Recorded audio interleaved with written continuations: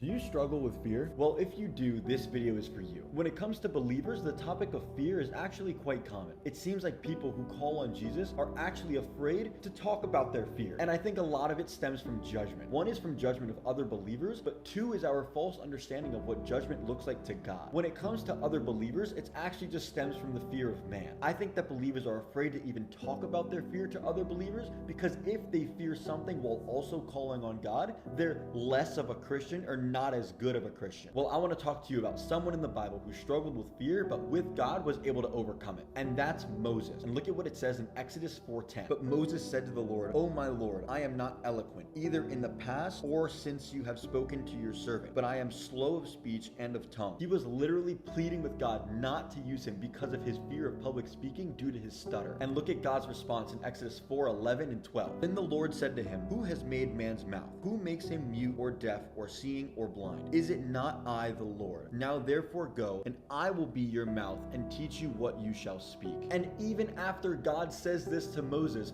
look at what verse 13 says. But he said, "Oh my Lord, please send someone else." And that story ends with Moses actually being used by God to lead the Israelites out of Egypt. Someone as great as Moses struggled with fear. But let me talk to you about someone else who struggles with fear. And that's my friend's 6-year-old son. And their son knows me because they show him my content talking about Jesus. The mom actually felt it appropriate to bring this up. And she basically said he's been praying prayers in his head because he's afraid to pray them out loud. And she said, "Isn't that right, buddy?" And in his shy way, he nodded and said yes. And she asked me if I had any words of advice for him to get over this fear. If an 80-year-old prophet can struggle with fear and a 6-year-old child can struggle with fear, then no one is exempt from feeling fear. So I want to give you the same advice that I gave this 6-year-old child. And I said, "Are you afraid to talk to mom?" And he said, "No." Then I said, "Are you afraid to talk to your dad?" And he said, "No." And I said, "Great. If you're not afraid to talk to them, how much more should you not be afraid to talk to Jesus when he loves you so much more than they do? And he actually gave you your voice and wants to hear it." So in the same way that God said to Moses, "Who is it that made man's mouth? Is it not I?" is exactly what I told him and what I want to tell you. There should be no reason for you to be afraid to talk to God because, like I said in the beginning of the video, his judgment is not human judgment. He's all love and goodness. So my encouragement to you is take whoever you feel the safest with in the world and think about speaking to them and then realize that God is an even safer space than they are. And I pray that you have a heart posture of Psalms 142:1 that says this: "With my voice I cry out to the Lord. With my voice I plead for mercy to the Lord." So I pray you got a lot out of this video, and feel free to share this with a friend who you know may be struggling with fear. And I'll see you tomorrow. God bless.